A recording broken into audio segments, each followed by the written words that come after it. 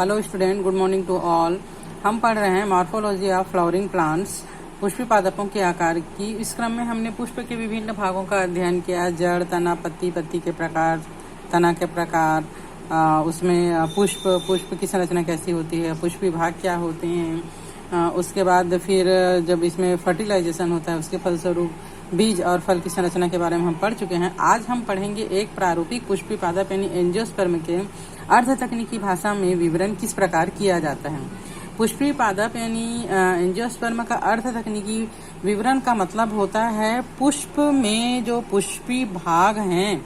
पुष्पी भाग कौन कौन सा है? बाह्य दल, एंडोसियम, गाइनोसियम, स्त्रीकोशर, पुंकेसर, वह पुष्पासन पर किस प्रकार लगे हुए हैं, इसे ग्राफिक रूप में प्रदर्शित करना, समझाना ही अर्ध तकनीकी विवरण कहलाता है। तो पुष्पी पादपों को वर्णित करने के लिए बहुत से आकार की अभिलक्षणों का उपयोग किया जाता है। यहाँ पर पुष्पी पादपों का वर्णन संक्षिप्त, सरल और वैज्ञानिक भाषा में क्रमवार होना चाहिए। ठीक है, यहाँ पर हम बायोलॉजी पढ़ रहे हैं और बायोलॉजी में ऐसा हम जैसे वर्गीकरण में देखा था कि प्रत्येक जीव के 2 नाम होते हैं, किस प्रकार होता है उसी पढ़े थे ना। उसी प्रकार पुष्प का वर्णन इतना अच्छा तरीके से अर्ध तकनीकी भाषा में यानी वैज्ञानिक भाषा में होना चाहिए कि उसको देखकर आप एक पुष्प का या उस पौधे का पूरा वर्णन जो है वो मतलब उस तकनीकी जो ग्राफ है उसी को देख के आप बता सकते हो कि इस पुष्प में बाकी सभी चीजों की संरचना किस प्रकार है, संख्या कितनी है, सभी चीज। ठीक है, तो पौधे के वर्णन में उसकी प्रकृति, कायिक अभिलक्षण, मूल, तना, पत्ती और उसके 4 पुष्पी अभिलक्षण, पुष्प विन्यास, फूल के भाग का वर्णन आता है। अगर हम किसी पौधे का वर्णन कर रहे हैं तो सबसे पहले हम जड़ से लेते हैं। जड़ किस प्रकार है, जड़ का प्रकार क्या है, फिर तना किस प्रकार है, उसमें पत्तियां किस क्रम में लगी है, और अंत में फिर उस पर पुष्प किस क्रम में लगे हैं, और फिर उस पुष्प में पुष्पी जो भाग हैं वह किस प्रकार लगे हुए हैं। इन सब का वर्णन किया जाता है। पौधों के विभिन्न भागों के वर्णन के बाद पुष्पी भाग के पुष्पी चित्र और पुष्प सूत्र बनाना पड़ता है। जब हम पौधे का पूरा वर्णन कर लेते हैं तो पुष्प सूत्र और पुष्प चित्र बनाना पड़ता है। अब पुष्प सूत्र और पुष्प चित्र को किस प्रकार बनाया जाता है, जैसे कि यहाँ पर हम देख रहे हैं, ये क्या कहलाता है? पुष्प चित्र कहलाता है। पुष्प चित्र अर्ध तकनीकी भाषा में पुष्प का चित्र बनाना पुष्प चित्र कहलाता है। तो यहाँ हम देख रहे हैं सबसे पहले यहाँ पर एक गोला है हरे रंग का, है ना। तो ये जो है ये बताता है कि जो पुष्प हमको दिया गया है उसमें वृंत है कि नहीं, यानी तने के जिस भाग से लगा है वो डायरेक्ट लग गया है या उसमें छोटी सी डंडी या वृंत है, तो इसका मतलब होता है वृंत है या नहीं। यहाँ पर अलग से और पत्तियां दी होती है, हरी पत्तियां कुछ पुष्पों में, उसका मतलब होता है कि उस पुष्प में पुष्पी पत्र के अलावा यानी हरे बड़े पत्ती के अलावा छोटे छोटे और पत्तियां लगी हुई है जो कि सहपत्र कहलाता है। सहपत्र का वर्णन हम पहले पढ़ चुके हैं। तो वो ब्रैक्टिएट है, सहपत्री है ना, या नहीं है। ठीक है, इसके लिए BR ब्रैक्टिएट का BR लिया जाता है। ब्रैक्टिएट है, अगर नहीं है तो ई ब्रैक्टिएट है।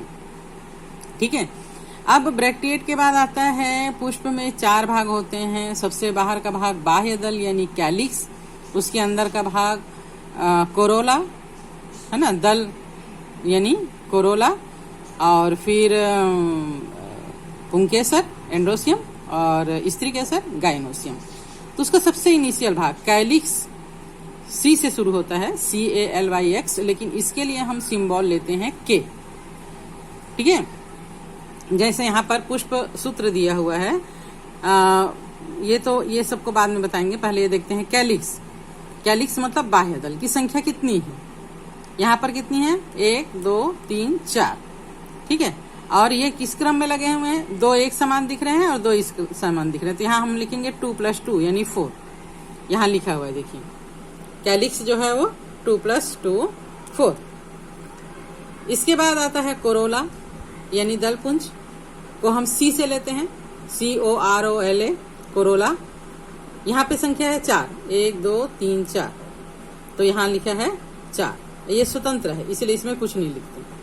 ठीक है, अगर ये आपस में जुड़े होते तो इस 4 को हम ब्रैकेट के अंदर कर देते हैं। अब आता है एंड्रोसियम। एंड्रोसियम की संख्या कितनी है? 6। 3 इधर और 3 इधर, लेकिन इसमें 4 जो है वो एक वृत्त में है और 2 अलग है, तो 2+4 के क्रम में है, 2+4 के क्रम में है। तो यहाँ पर हम लिख दिए एंड्रोसियम 2+4। अगर ये आपस में जुड़े रहते तो हम इसको ब्रैकेट के अंदर लिख देते। अगर एंड्रोसियम कैलिक्स के साथ जुड़ा होता तो यहाँ पर एक ठोक लाइन ऐसे दोनों हमको जोड़ देते, सी और ए को अर्धचंद्राकार लाइन से ऐसे जोड़ देते। ठीक है, जो अंग आपस में जुड़े रहते हैं उसको जोड़ने के लिए इसके ऊपर लाइन खींचकर जोड़ा जाता है। अब आ जाता है एंड्रोसियम पर। एंड्रोसियम में कितने भाग दिख रहे हैं हमको? 2। अगर 1 है तो 1, 2 है तो 2, 2 से ज्यादा है तो उतनी संख्या लिखेंगे। तो गाइनोसियम का जी हमने लिया है कैपिटल लेटर में, और यहाँ पर संख्या हमने लिख दिया है 2। अब ये दोनों जो है वो आपस में जुड़े हुए हैं, एक कोष्ठ में ही 2 भाग बना है, तो इसको हमने ब्रैकेट में जोड़ दिया। अगर नहीं रहता तो इसको हम खुला रखते। ठीक है, अब गाइनोसियम की स्थिति देखते हैं। हमने पढ़े थे अंडाशय की स्थिति किस प्रकार होती है। तो अगर ये तीनों चक्र कैलिक्स, कोरोला और एंड्रोसियम अंडाशय के नीचे से है और अंडाशय ऊपर है तो जी के नीचे लाइन खींचेंगे। अंडाशय ऊपर है और ये तीनों चक्र अंडाशय के नीचे से जा रहे हैं, ऐसे ऊपर अंडाशय है और यहाँ से कैलिक्स, कोरोला, एंड्रोसियम गया है, तो जी ऊपर है तो जी के नीचे लाइन खींचेंगे। और अगर अंडाशय नीचे है और अंडाशय के ऊपर से कैलिक्स, कोरोला, एंड्रोसियम लगे हैं तो जी के ऊपर लाइन खींचेंगे, है ना। नीचे का मतलब होता है सुपीरियर और ऊपर का मतलब होता है इंफीरियर, अधोवर्ती, है ना। नीचे का मतलब ऊर्ध्ववर्ती या सुपीरियर, और ऊपर अगर लाइन खींचेंगे इसका मतलब होता है गाइनोसियम नीचे है यानी अधोवर्ती है यानी इंफीरियर है। ठीक है, तो इस प्रकार पुष्प सूत्र और पुष्प चित्र ये दोनों तकनीकी भाषा में वर्णन करना अत्यंत ही महत्वपूर्ण है। इसको हम देख के बता सकते हैं, इस चित्र को केवल देख के बता सकते हैं ये वृंति है और ये इसमें जो है बाह्य दल की संख्या 4 है, 2-2 के विन्यास में है, कोरोलों की संख्या 4 है ना। ये आपस में स्वतंत्र है। एंडोसियम 6 है, 4 और 2 के क्रम में। गाइनोसियम में कोष्ठ की संख्या 2 है, अंडाशय जो है वो 2 है, आपस में जुड़े हुए हैं। ठीक है, अब आता है जैसे कि हमने बताए थे वृंति है तो इसमें, और अगर यहाँ पे सहपत्र लगा है तो ब्रैक्टिएट यहाँ पे शुरू में लिखते हैं। अब यहाँ पर अगर हमको मेल का साइन बताना है कि ये कभी कभी पुष्प जो जनरली तो ये इसमें मेल और फीमेल दोनों हैं, है ना। तो हम इस प्रकार ये गोल वृत्त खींचेंगे, ऊपर एरो का निशान ये मेल का होता है। अगर ये केवल मेल होता तो केवल गोल का निशान और केवल एरो लिखते हैं। अगर ये केवल फीमेल होता पुष्प तो गोल का निशान और नीचे क्रॉस, ये फीमेल। अगर इसमें मेल और फीमेल दोनों हैं तो इस वृत्त में एरो का निशान ऊपर यानी मेल और नीचे फीमेल, यानी मेल और फीमेल दोनों इस पुष्प में है। ठीक है, अब आता है इसकी ज्यामिति। हम इसको एक भाग से बराबर काट सकते हैं क्या, या कहीं से भी बराबर भागों में काट सकते हैं क्या? तो ये जो है क्या है, कहीं से भी बराबर भागों में काटा जा सकता है। तो इसके लिए हम लिखते हैं ऐसा, एक गोल लिखेंगे, गोल के अंदर क्रॉस करके इसको बंद कर देंगे, मतलब इसको हम कहीं से भी बराबर भागों में काट सकते हैं। ठीक है, अगर हम इसको केवल एक ही जगह से बराबर भागों में काट पाते तो हम गोल लिख के इस प्रकार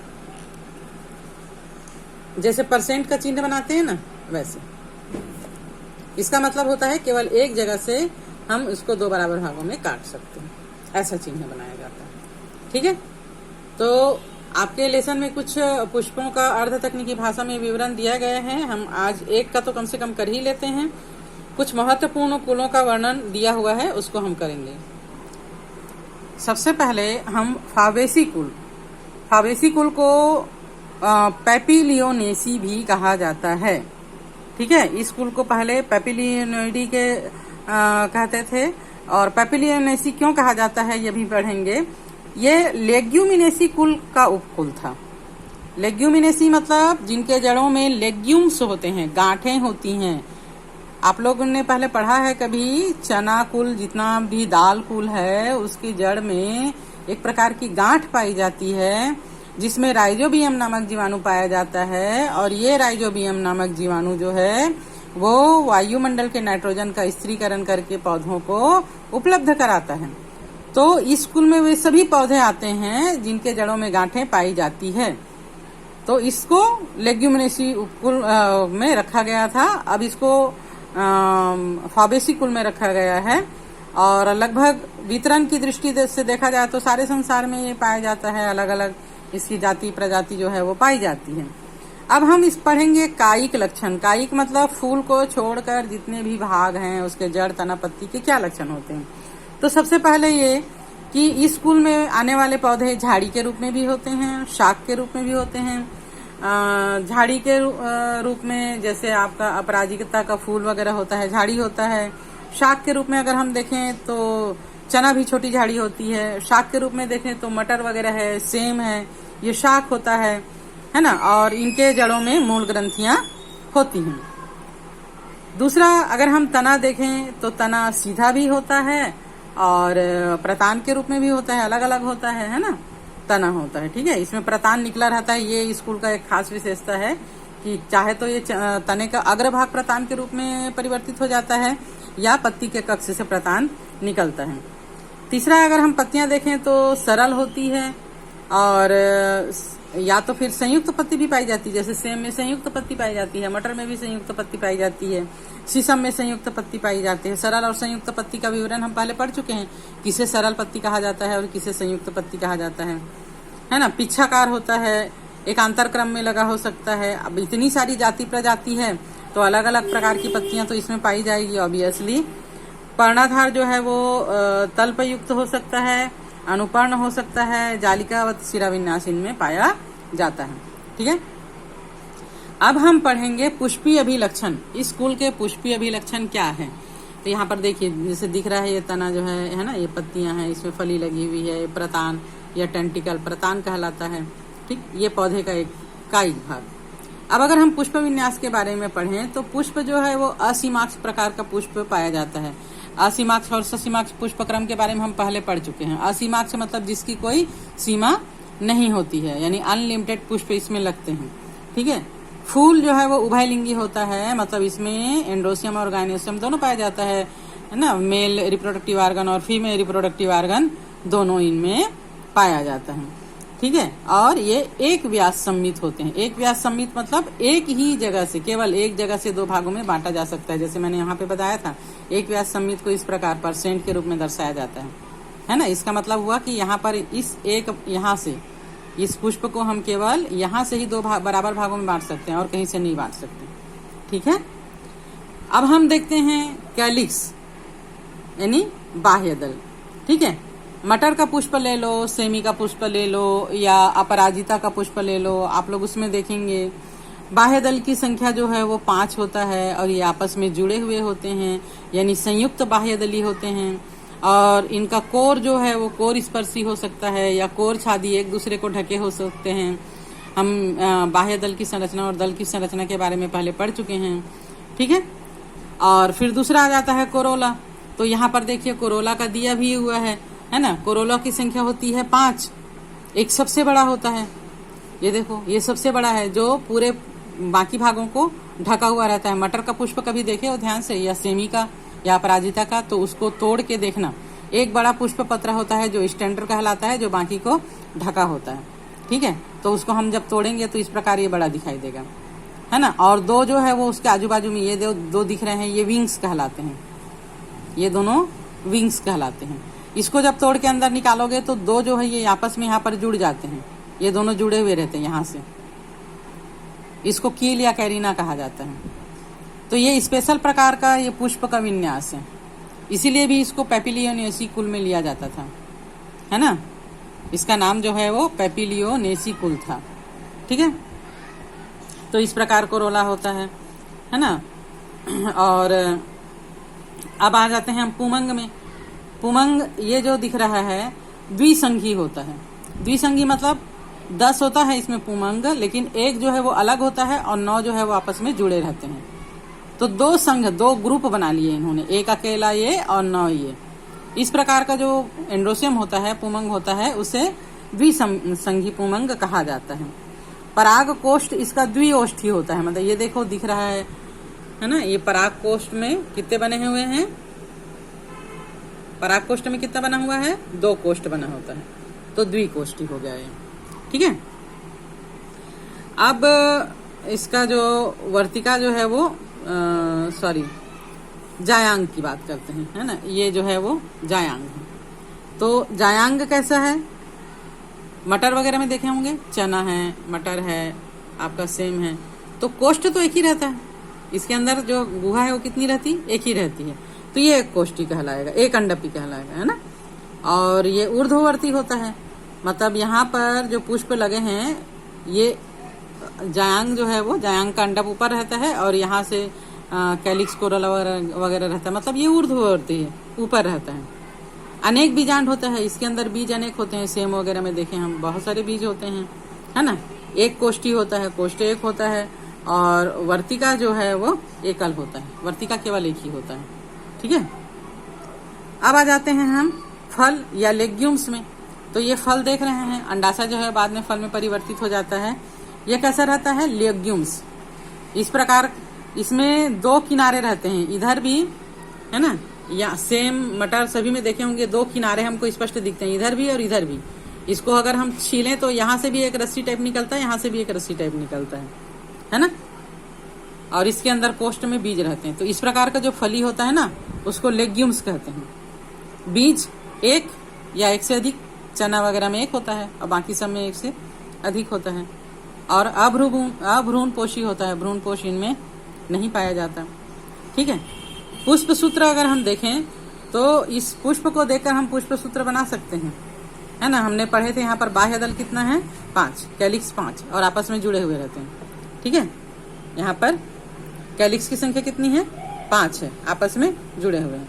कोरोला एक बड़ा, फिर 2 स्वतंत्र और 2 आपस में जुड़े हुए, तो 1 + 2 + 2 जुड़े हुए, ठीक है। अब एंड्रोसियम 2 संग में, 9 जुड़े हुए और एक अलग, तो 9 + 1, 9 को हमने ब्रैकेट में कर दिया है, 9 + 1। गायनोसियम एक और सुपीरियर, कैलिक्स कोरोला उसके नीचे होता है, तो इसके नीचे हमने डंडी खींच दी है, ठीक है। पुष्प कैसा है? ब्रैक्टिएट,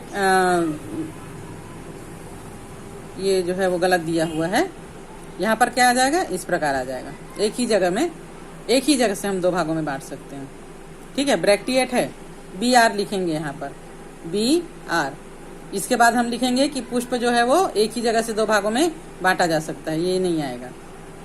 और फिर ये दोनों है, इसमें मेल और फीमेल रिप्रोडक्टिव ऑर्गन दोनों है, तो ये मेल का हो गया और ये फीमेल का हो गया, ये कहलाएगा पुष्प सूत्र, है ना। और पुष्प चित्र, ये देखो पुष्प चित्र है, वृंत रहता है इसमें, मटर वगैरह में वृंत रहता है ना, फूल तोड़ना देखना, वैसे आप लोग खाते हो तो फली वगैरह में देखे ही हैं, वृंत रहता है, ठीक है। और बाह्य दल की संख्या 5 जो आपस में जुड़े हुए हैं, दलों की संख्या 5, एक स्टैंडर्ड बड़ा, फिर 2 उसका एक सिरा अंदर एक सिरा बाहर, फिर 2 उसका एक सिरा अंदर और एक सिरा जो है दोनों आपस में जुड़े हुए नाव के आकार का बना रहे हैं। इसके बाद एंडोसियम 9 जुड़े हुए और एक अलग, गायनोसियम एक कोष्ठी और बीज जो है वो सीमा किनारे से लगा हुआ, सीवर से लगा हुआ रहता है। ये हो गया पुष्प चित्र, ओके। और अगर हम आर्थिक महत्व की बात करें, आर्थिक महत्व मतलब इसका क्या उपयोग है मनुष्य के लिए, तो बहुत सारे उपयोग हैं।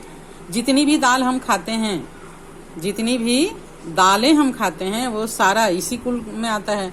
आप चना ले लो, मटर ले लो, सेमी ले लो, लोबिया ले लो, है ना, सोयाबीन ले लो, तुअर की दाल, मसूर की दाल, मूंग की दाल, सब सब सब, ठीक है। मूंगफली और आपका बादाम हो गया, ये सब। और रंग जो है, इससे रंग भी प्राप्त किया जाता है, नीले रंग के पुष्प से इसका रंग प्राप्त किया जाता है। और इसमें इसका जो रेशा होता है ना, सनई का, या सुने होंगे जो आप लोग पटसन या जूट वगैरह जो यूज करते हो, पटसन का पौधा उससे निकलता है, उससे हमको रेशे प्राप्त होते हैं, जिससे हम बोरा वगैरह बना सकते हैं, जूट का और अन्य सामग्री बनता है। चारे के रूप में भी उपयोग में लाया जाता है, सस्वेनिया ट्राइफोलियम जो है वो चारे के रूप में लाया जाता है। सजावटी फूल के रूप में ल्यूपिन या स्वीयपी जो अपराजिता का पुष्प है, स्वीट पी बोलते हैं उसको, औषधि के रूप में भी अपराजिता, मुलैठी का उपयोग किया जाता है। तो इस प्रकार इसका बहुत ज़्यादा आर्थिक महत्व है। तो आज के लिए इतना ही। कल हम 2 कुल और पढ़ेंगे और इस कुल का जितना भी तकनीकी भाषा में विवरण है आप लोग अपनी कॉपी में नोट डाउन कर लेंगे। पुष्प सूत्र और पुष्प चित्र को बहुत ध्यान से समझेंगे और उसको अपने कॉपी में नोट डाउन करेंगे।